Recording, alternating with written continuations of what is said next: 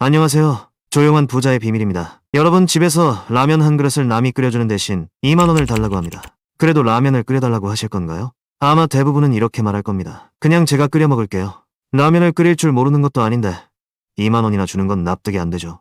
그렇다면 이럴 경우는 어떨까요? 화장실 매립등 교체, 자동차 후방 카메라 교체 같은 거요. 이건 조금 다릅니다. 누군가는 바로 전문가를 부르거나 카센터를 찾아갈 겁니다. 하지만 또 다른 누군가에게는 그게 너무나 당연한 일이라 굳이 돈을 줄 이유가 없습니다. 마치 라면 끓이는데 2만 원을 쓰는 게 납득되지 않는 것처럼요.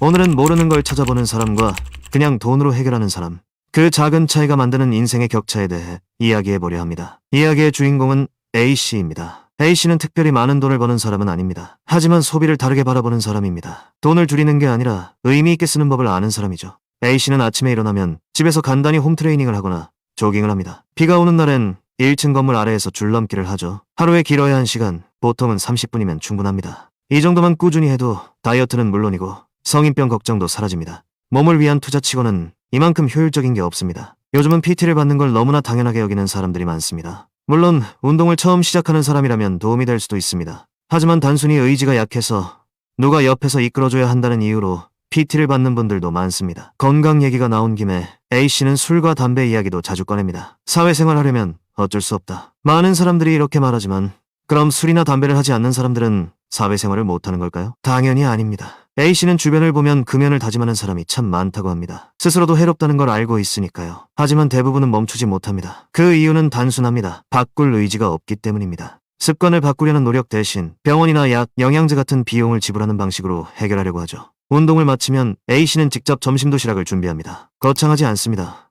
전날 먹던 국, 반찬 몇 가지, 햇반 하나, 가끔은 사과 반쪽 정도만 곁들입니다. 요즘 밖에서 국밥 한 그릇만 먹어도 기본 10,000원이 넘습니다. 그런데 이렇게만 해도 점심값만 한 달에 20만 원 이상은 절약됩니다. 커피도 마찬가지입니다. 직장 근처 커피숍에서 아메리카노 한 잔이 2,000원 정도 하죠. 비싸 보이진 않지만 하루 2잔만 마셔도 한 달이면 10만 원 가까이 됩니다. A씨는 쿠팡에서 가성비 좋은 원두를 사서 아침마다 텀블러에 커피를 직접 타서 나갑니다. 한 잔에 500원도 안 들죠. 이건 단순한 절약이 아니라 습관의 선택이라고 A씨는 말합니다. 이렇게만 해도 하루에 약 15,000원, 주 6일 기준으로 일주일 9만 원, 한 달이면 36만 원을 아낄 수 있습니다. 그 돈을 그냥 저축하는 대신 A씨는 꾸준히 S&P 500에 투자합니다. 연평균 수익률 10%를 가정하면 12년 차엔 약 1억 원, 21년 차엔 3억 원을 넘길 수 있습니다. 고작 점심값과 커피값을 아껴 만든 결과입니다. 교통비도 마찬가지입니다. A씨는 사실 차를 타지 않는 게 제일 좋다고 생각합니다. 하지만 현실적으로 어쩔 수 없이 차가 필요한 경우도 있죠. 그래서 그는 중고 하이브리드 차량을 구입했습니다. 운전 습관을 바꾸고 급가속을 피하며 방어 운전을 하자 평균 연비가 리터당 25km까지 나왔습니다. 연료비 부담이 확 줄었죠. 또한 아파트 관리비나 공과금, 통신비처럼 어차피 매달 나가는 고정 지출들을 실적이 인정되는 카드에 묶어 주유시마다 10%씩 할인을 받습니다. 누구나 받을 수 있는 혜택이지만 몰라서 혹은 귀찮아서 챙기지 않는 사람들이 많습니다. 퇴근 후 많은 사람들이 그렇듯 A씨도 예전엔 자연스럽게 배달앱을 켜서 저녁을 시켜 먹었습니다. 딱히 먹고 싶은 게 있어서가 아니라 그냥 습관처럼 시켜 먹었던 거죠. 하지만 어느 날 문득 계산기를 두드려보니 식비가 월급의 큰 비중을 차지하고 있었습니다. 그래서 그는 직접 요리하기로 했습니다. 많은 분들이 직접 해먹는 게 더 비싸다고 생각하지만 그건 절대 그렇지 않아요. 단지 관리가 안 되는 겁니다. 예를 들어 닭 요리에 양배추를 썼는데 양배추가 조금 남았다고 합시다. 그럼 양배추가 들어가는 다른 요리를 만들고 거기서 또 재료가 남으면 그 재료를 쓸 수 있는 또 다른 요리를 만들면 됩니다. 이렇게만 해도 냉장고에서 식재료가 썩는 일은 없습니다. 처음엔 단순히 지출을 줄이기 위한 선택이었지만 A씨는 여기에 한 가지 아이디어를 더했습니다.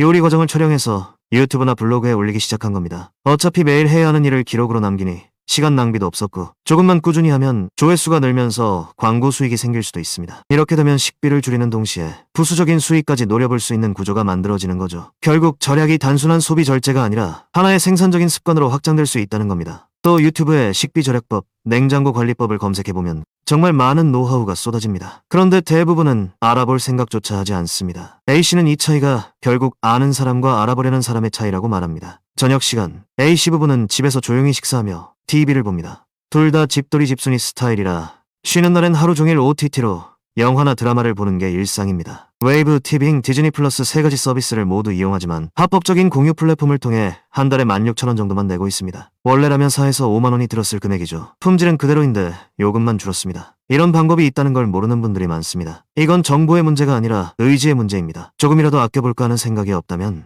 그 어떤 정보도 들어오지 않습니다. 통신비도 비슷합니다. A씨 부부는 둘 다 알뜰폰을 사용합니다. 두 사람을 합쳐 한 달 요금이 5,500원 정도입니다. 아직도 알뜰폰을 노인 전용 요금제로 알고 있는 사람들이 많지만 요즘은 데이터와 통화 모두 무제한에 품질도 좋습니다. 그런데도 비슷한 서비스를 쓰면서 몰라서 7만원짜리 요금제를 그대로 쓰는 사람들이 많습니다. 이제 다시 처음으로 돌아가 봅시다. 집에 있는 매립등 하나 갈지도 몰라서 기술자를 부르는 세상입니다. 소비를 완전히 없애는 게 아니라 조금 더 효율적으로 하는 방법을 찾는 게 진짜 절약입니다. 그런데 대부분은 귀찮거나 몰라서 그냥 돈으로 해결합니다. 그러면서도 월급이 적다, 돈이 안 모인다, 이번 생은 망했다고 말합니다. 물론 모든 걸 직접 할 수는 없습니다. 하지만 최소한 그게 전문가의 영역인지 아닌지는 스스로 판단할 줄 알아야 합니다. 그게 결국 나 자신을 업그레이드하는 길인 거죠. 결국 부자가 되는 사람과 그렇지 않은 사람의 차이는 단순합니다. 돈이 많고 적음의 문제가 아니라 모르는 걸 알아보는 사람과 모르는 걸 그냥 두는 사람의 차이입니다. 그 작은 차이가 매달 매년 쌓여서 인생의 격차를 만듭니다. 조금만 노력하면 됩니다. 그건 거창한 투자가 아니라 라면 끓이는 것처럼 누구나 할 수 있는 일인 겁니다. 돈을 아끼는 습관, 정보를 찾는 습관, 그게 결국 여러분의 자산이 됩니다. 오늘 이야기는 여기까지입니다. 이야기가 들을만 하셨다면 구독과 좋아요 부탁드리겠습니다. 감사합니다.